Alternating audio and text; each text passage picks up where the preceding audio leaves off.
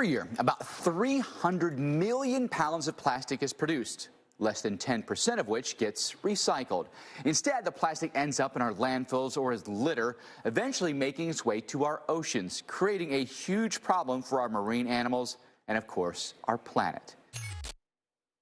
But now, a new exhibit at the Tennessee Aquarium is hoping to spark awareness of the harmful effects of plastic. Huge sculptures made entirely out of plastic debris will be put on display around the aquarium. The exhibit features everything from 6-foot-tall seahorses to jellyfish. And here to tell us more is the aquarium's Vice President of Conservation Science and Education, Dr. Anna George. Dr. George, thanks so much for being with us. This is a great idea, right? Some of the art is truly beautiful. What should people, in your opinion, be taking away from the exhibit when they see it? Well, it's a really incredible exhibit. All of the sculptures are made out of plastic that is literally washed ashore on the coasts of Oregon. And so these are plastic pieces that have traveled, in some cases, across the Pacific Ocean. They've ended up on the beach. And what's amazing to me is that you can recognize some of them still. So I hope it's something that, yes, we can look at the beauty of these ocean animals, but also think about our impact on the animals and think about our impact on the environment and recognize these plastic pieces and think about ways that maybe we could reduce our use of plastic. Yeah, I'm guessing it's got to be stunning, but at the same time, a little sobering. What were you surprised about maybe some of the objects of trash that were found, and what were some of the more common pieces of plastic? You know, it really ranges. There's pieces of styrofoam that I'm used to seeing in cleanup situations, but then you find things like toothbrushes on there. And you really just kind of wonder, how did this toothbrush find its way onto the coast? And it really causes us to think about, how are we disposing of our plastics? Are we being cautious about that? But also, how are we using plastic? Do we really need as much plastic in our life as we have? And really trying to be a better person when I purchase and make sure that I'm really thinking about every item that I buy. Is this really something I need in my life? How harmful is plastic in our oceans to just the ecology of it all?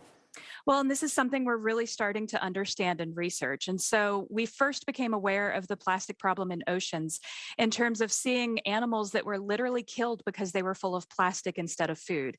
And there's some heartbreaking images of seabirds that have died and their stomachs were just full of plastic. So we understand that plastic is a problem because if animals are eating plastic instead of food, they're obviously not getting nutrition. But there's a lot more that science is still studying and learning about plastics, which is, do things bind to plastics? Do they cause problems because they carry toxins? The plastic itself is inert, but maybe there's things bound to it that are a problem. And so this is a really emerging field of research, particularly in the rivers and streams here in Tennessee where we live, where we're learning more and more about microplastics that are all around us.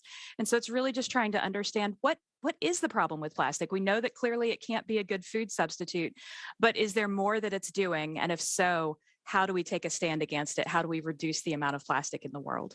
And I got to imagine by actually seeing it in front of them, people are commenting or thinking about how this is then affecting the animals that they see there at the Tennessee Aquarium. Absolutely. It provokes some really good questions and really good dialogues with our visitors because it's sitting there thinking about it and thinking, what's my connection to it?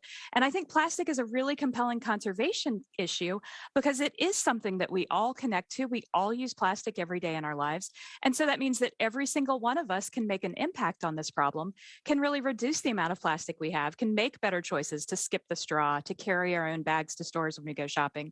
And so we can start to work together to have that difference. And that's really what the conversations at the Tennessee Aquarium are focused on, is that, yes, this is a global issue, but our individual choices every day add up to have a very profound impact.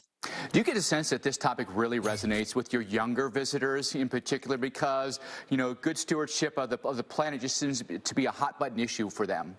It does. We find students some of our most inspiring visitors because they do come, they see these beautiful sculptures and they are beautiful. They're large, they're really charismatic animals. And one of the things I love most is that they're art you can touch. You're actually invited up to go touch the animal, to see the plastic items, to figure out what they are. In some ways, that's like a scavenger hunt.